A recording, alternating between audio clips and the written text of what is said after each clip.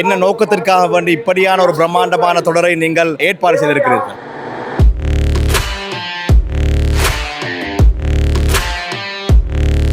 ஒரு காலம் இருந்துச்சு, ஒவ்வொரு ஏரியாலையும் ஒரு 50-60 வயசு ஒருத்தர் இருப்பார் தூள்காரன்ற பேர்ல. ஆனா இப்ப அப்படி இல்ல, ஊட்டுக்கூட ஐஸ்காரன் என்ற ஒரு நிலைமை, கவலையான நிலைமை உருவாகிருக்குது.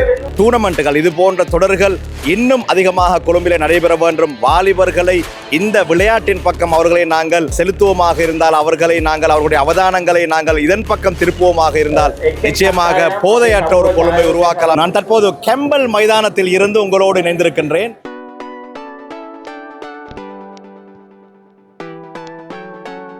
வெஸ்டர்ன் புரோவின்ஸ் சாம்பியன்ஸ் ட்ரோபி என்ற 19 வயதுக்குட்பட்டவர்களுக்கான கால்பந்தாட்ட தொடர் ஒன்று இங்கே ஆரம்பமாக இருக்கின்றது.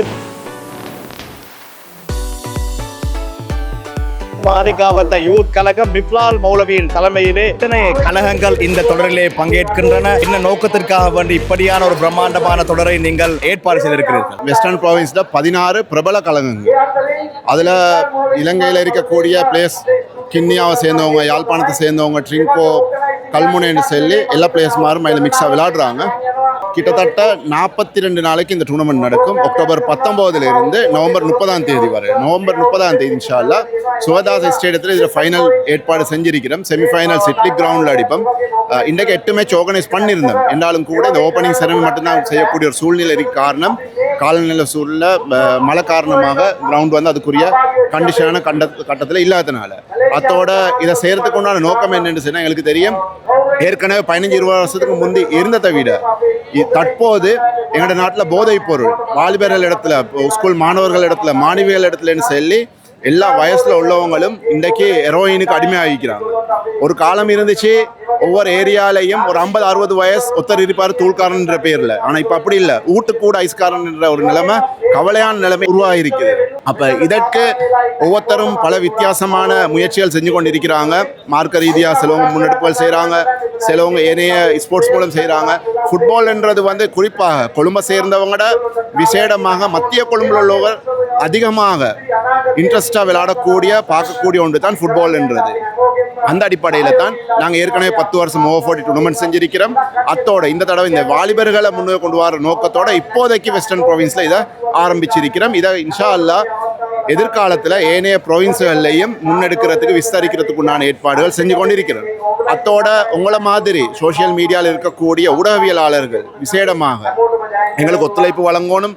அது மிகவும் வரவேற்கத்தக்க விஷயம். இன்றைக்கு இதுமா ஸ்போர்ட்ஸுக்கு எப்படி அண்டவல்காரனுக்கு கொடுக்கக்கூடிய மகத்துவம், நீங்கள் கூட அதை பற்றி பேசியிருந்தீங்க, முக்கியத்துவங்கள் இன்றைக்கு இந்த ஸ்போர்ட்ஸுக்கு வழங்கப்படுது இல்லை ஊடகங்கள். இது கவலையான செய்தி. இது வந்து உண்மையாகவே ஒரு என்ன செல்ல வாராங்கன்ற விளங்குது இல்லை. கொலையாளிகளையும் தூள் வியாபாரியையும் வெளிநராவன்னு சொல்லி பிரேக்கிங் நியூஸ் போட்டு காட்டி கொண்டிருக்கிறாங்க. ஆனால் ஒரு ஸ்போர்ட்ஸ் என்று வார நேரம் மீடியாக்களுக்கு என்ன இன்விடேஷன் கொடுத்தாலும் வாரது 10ல் ஒருத்தராகத்தான் இருக்குது. அத்தோட பலரும் பல கோடி ரூபாக்கள் ஒவ்வொரு நிகழ்ச்சிகளுக்கு செலவழிக்கிறாங்க. தயவு செஞ்சு அந்த கம்பெனிஸ்களுக்கு சொல்கிறோம், தயவு செஞ்சு இந்த டூர்னமெண்ட் போன்ற விஷயங்களுக்கும் இந்த ஃபுட்பாலை டெவலப் பண்ணுறதுக்கும் உங்களுடைய ஒத்துழைப்புகளை வழங்குமாறு மிக அன்பாக கேட்டுக்கொள்கிறேன். ரொம்ப நன்றி. அற்புதமான பல விடயங்களை சொல்லியிருந்தார். உண்மையிலே மேல் மாகாணம் என்கிறது உங்கள் அனைவருக்கும் தெரியும். இப்போது போதையால் நிரம்பி வழியக்கூடிய ஒரு மாகாணமாக செய்திகளிலே நாங்கள் பார்த்து வருகின்றோம். இந்த இளைஞர்கள் வாலிபர்களுக்கு மத்தியிலே போதையை ஒழிக்க வேண்டும் என்ற அடிப்படையிலே இப்படி ஒரு பிரம்மாண்டமான சர்வதேச தரம் வாய்ந்த இன்றைய இந்த ஆரம்ப நிகழ்வுக்கு மலேசியாவின் எம்பஸ்டர் இங்கே பிரதம அதிதியாக வருகை தந்திருந்தார். ஒரு சிறப்பான உரையை நிகழ்த்தியிருந்தார். I wish also to commend the President and members of the organizing committee as well as all sponsors and partners for your dedication and hard work in making this tournament a success. Your commitment to promoting football at the grassroots level reflects the same value that Malaysia upholds, investing in the potential of our youth, fostering excellence through sports and good and healthy activities.